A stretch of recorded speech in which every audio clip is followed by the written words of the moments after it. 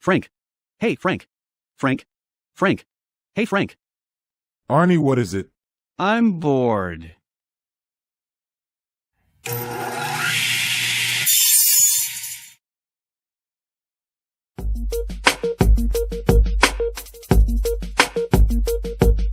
Last time we talked about inspections as a necessary part of building your home. Prior to that, we explained the finishing of the foundation and the beginning of framing. What happens next? Each wall section frame is built horizontally on the ground, then raised into place and propped with a couple of 2x4s. The walls are then attached to the foundation.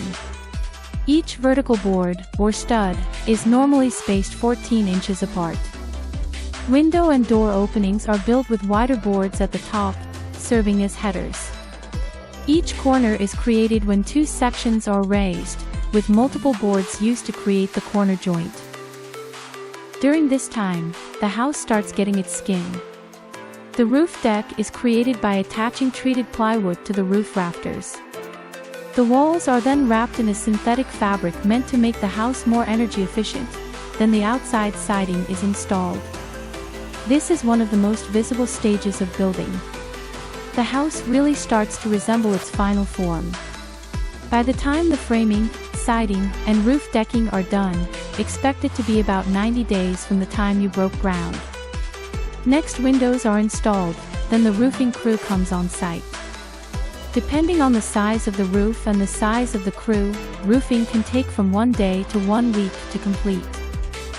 For the next few months, most of the progress won't be very obvious to the casual observer, because most of the changes will be inside the home. On the other hand, progress will often be more steady because the weather is less of a factor. Usually, some temporary doors are installed to limit access to the home.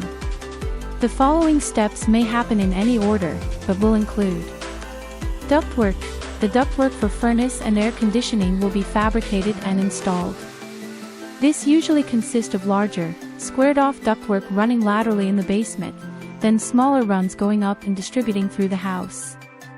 Also, air returns will be installed, allowing the air to circulate through the house.